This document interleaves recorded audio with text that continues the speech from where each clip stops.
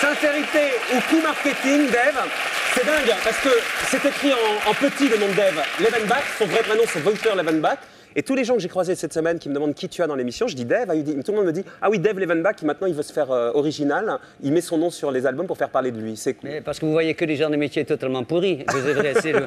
Non, mais ça, là-dessus, Dave, parce que ça a été le premier réflexe de pas mal de gens. Et quand on écoute l'album, on comprend, parce que c'est un album vraiment magnifique pour le coup, très personnel, avec beaucoup d'émotions.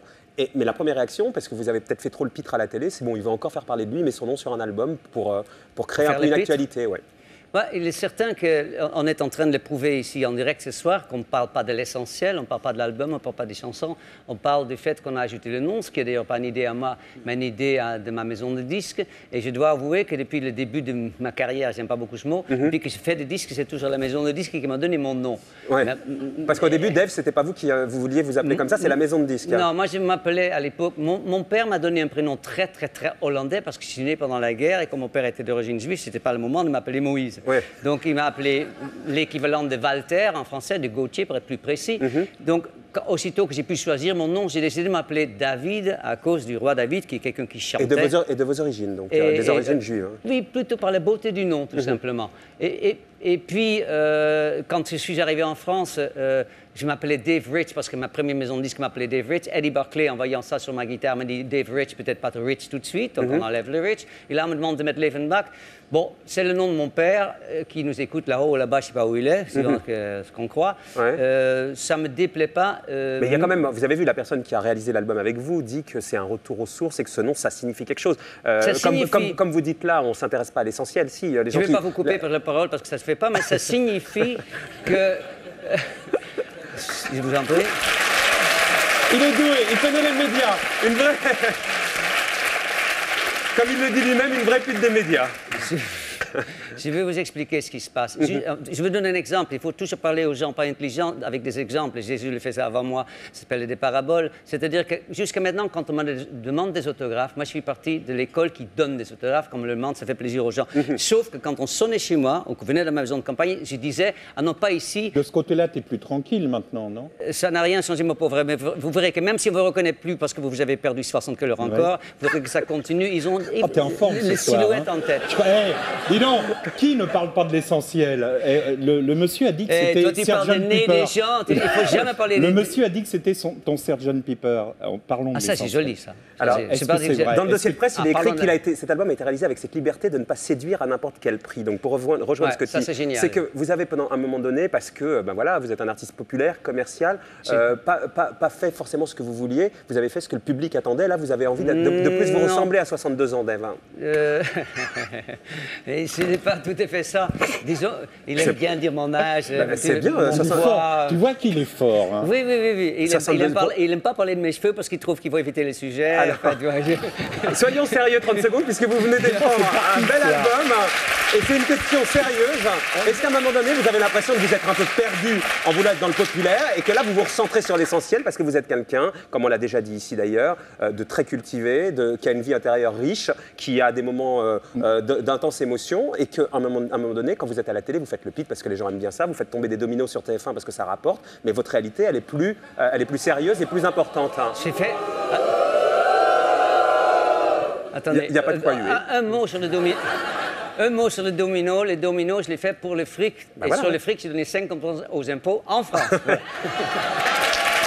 Et donc, vous voulez pas me répondre sur l'essentiel et pas être sur le superflu, Dave? Je vais vous faire comme un homme politique pour gagner du temps. Je dis Marc-Olivier Fogel, parce qu'il vient de dire tout en entier. J'ai toujours fait les chansons que j'avais envie de faire. J'aime la variété.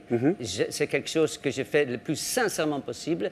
J'ai essayé à un moment, comment pourrais-je dire, d'évoluer dans les chansons à tel point que j'ai perdu le contact avec le public, c'est vrai. Voilà. Et j'espère aujourd'hui, évidemment, le retrouver parce que je suis ravi qu'on me parle de mes chansons des années 70, mais j'aimerais bien qu'aujourd'hui, on me parle de la chanson d'aujourd'hui. On est d'accord. Ça, c'est évident. Donc, et ça, c'est des chansons d'aujourd'hui, bien présentes et moins commerciales que les autres. Vous aimeriez avoir le même succès aujourd'hui avec ça qu'avec Vanina, par exemple, Oui, mais Dave. vous savez, on ne sait pas ce qui est commercial. Je pense toujours à l'exemple de Francis Cabrel, quand il a sorti « Je l'aime à mourir », il y avait des chansons bien plus commerciales commercial sur le disque. Et c'est Je l'aime à mourir qui a marché, qui était intimiste. On ne sait pas. Mais vous êtes d'accord que ces chansons, elles sont assez A priori, intimistes? une émission comme ça, il devrait faire un maximum de 12, elle fait 18, 17, donc c'est totalement incroyable. Est-ce que vous êtes d'accord, Dave, pour dire que ces chansons vous ressemblent le plus quand on vous connaît vraiment? Moi, je le pense. Hein. Il reste à savoir si les gens s'intéressent à ce qu'on est, à ce qu'on Non, mais moi, ce qui devient. m'intéresse, c'est vous. C'est pas ce que pensent les gens. Vous, est-ce que vous vous retrouvez plus avec ce genre de chansons? Déjà, pour qu'on comprenne bien, on va en passer un petit extrait pour pas parler comme ça dans l'absolu. Ouais. C'est pas Vanina, même si Vanina, c'est sympa en boîte de nuit, etc. Évidemment. Non, pas mais en boîte de nuit. c'est autre chose. On écoute. Hein. Calme, comme si tout allait bien, comme l'âme d'un vieux sage tibétain qui plane au-dessus de la mêlée de la pagaille, du vacarme des batailles sans fin. Chanson très aboutie qui fonctionne auprès du public qui est là. Donc, est-ce que vous êtes d'accord avec ce que je disais, Dave? Des chansons qui vous ressemblent plus, qui ressemblent plus à l'artiste qui a une vraie Mais je veux dire, il y a une originalité. La chanson s'appelle Tout le plaisir a été pour moi, et Tout le plaisir a été pour moi était la deuxième chanson sur l'album et qui commence avec J'aime bien la vie que j'ai, telle qu'elle est, elle me plaît. Même avec ses tristesses, on ne peut pas être plus précis que ça. J'aime bien la vie que j'ai. Avec l'extrait, t'aurais pas dû chanter parce qu'il était vachement bien l'extrait là. Et non, je suis méchant. Dave, moi j'ai beaucoup aimé ton album et ce que j'aime là-dedans, si je peux donner mon avis, c'est que t'as pas cédé à la mode rock et tout. Là-dedans, il y a des trompettes qui font penser à Herb Albert. Burt Bacharach. Voilà, Burt Bacharach et tout ça. Et t'as osé ce truc-là, t'es pas tombé dans le piège du faux Kyo et tout ça. Et je trouve que c'est bien et que c'est de la chanson populaire et de qualité. Merci. Dave. Donc, une chanson pour résumer, que vous aimeriez bien voir, par exemple, diffusée sur les ondes de France Inter, qui est une radio qui diffuse de la chanson française de qualité, où il y a les Cali, tous ces gens-là, un peu haut de gamme. Vous aimeriez bien, sans quitter les rires et chansons, les nostalgies et tout ça, mais arriver dans cette catégorie-là, Dave.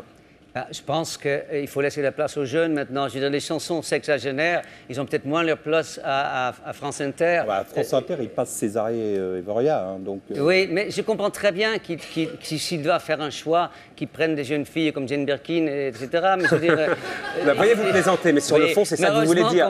Oui, mais vous voulez dire que c'est ça. Vous aimeriez bien avoir, d'une certaine manière, voilà, pour prendre un autre exemple, même s'il a 25 ans de plus que vous, le succès d'estime et commercial d'un Henri Salvador qui s'est bien amusé avec les Zorro et tout, Merci, et qui enfin a trouvé le succès d'estime très tardivement et commercial. Mais c'est ça que vous aimeriez aujourd'hui. Dites les choses telles qu'elles sont. Mais évidemment que c'est ça. Mais je n'ai jamais, il s'agit de renier du côté de Sichuan, Vanina, Mon cœur est malade, et Esperanza, danser maintenant toutes ces chansons qu'elle adore d'ailleurs, qu'elle chante régulièrement sur scène. Mais elle vous connaît, Anna, elle vous l'a dit dans le sujet. Oui, elle m'a dit, c'est pas vous qui chantez, vous les femmes, donc elle me connaît bien. C'est Patrick Juvet, c'est ce que vous lui avez dit, Anna Moudlali, ça? Non, mais je m'étais un petit peu... Non, c'était Julio Iglesias. Ah, je croyais que c'était Patrick Juvet. Non, c'est où sont les hommes, pardon. Je confonds les femmes, les hommes. J'ai un truc qui... Bon, vous aussi. C'est un peu ça, j'ai un peu... Enfin, il a fait son outing. Salaud. Et donc, aujourd'hui... Je suis affligé par cette émission. Et donc, Dave, aujourd'hui, quand vous dites « tout le plaisir a été pour moi », on a un peu l'impression que c'est une révérence que vous dites. Bon, ben voilà, je m'en vais là-dessus un peu. Je comprends très bien ça. Non, en fait, Tout le plaisir était pour moi, c'était une chanson de fin de tour de chant. Ce n'est pas un épitaphe. Mon épitaphe sera beaucoup plus court, ça serait ouf. Après tout, ça veut bien dire ce que ça veut dire. Non, je termine déjà dans mes concerts avec cette chanson. Elle dit bien ce qu'elle veut dire, quoi. Il y a des phrases très très fortes. Ça a été très très bien écrit par mon parolier habituel, Patrick Loiseau. Voilà, il y a une chanson qui demande qui a écrit vos textes. La plupart, c'est Patrick Loiseau, votre compagnon depuis toujours, et qui écrit très bien vos chansons. C'est le titre de l'album, quand même. Oui, il y a absolument. une idée comme ça de sérénité, de renoncement. Oui, mais on reproche n'importe comment. Je trouve que le meilleur moment de cette émission dans laquelle nous sommes tous actuellement, c'était le moment où j'ai chanté, où je ne parlais pas. C'est-à-dire que où vous ne parliez pas non plus. C'était pas mal non plus. Il a compris comment ça marchait la télé. C'est ça qui est terrible. Et donc, voilà, on va arrêter de parler, on va repasser. Ça c'est bien. C'est sympa. Ah, ça, c'est bien. Je t'invite à dîner. C'était déjà dans la semaine. Allez, C'est là où je lui ai raconté l'histoire de Julie Pietri, comme il est vraiment salaud, tu vois, même avec ses amis. Bon, bref. Il m'a dit surtout, ne me compare pas à Julie Pietri. Je ne l'ai pas comparé à Julie Non, Pietri. mais bon. Allez, on réécoute la chanson. Calme, comme si tout allait bien, comme l'âme d'un vieux sage tibétain.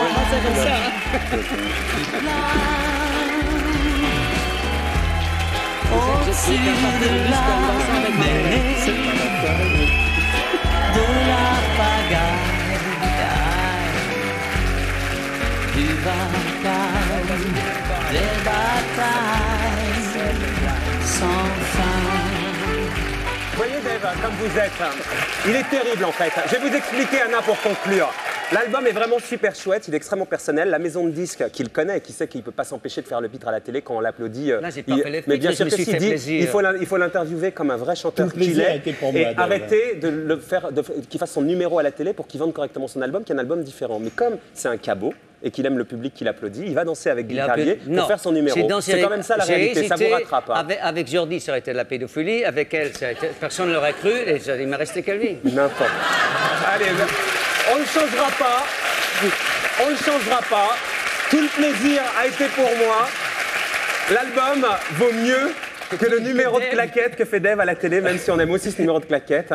L'album est, allez, la touche en plus, une partie personnelle, émotionnelle, émouvante. Merci Dave. Et d'être aussi comme dans le disque et pas que comme le numéro à la télé qui réussit quand même. Merci.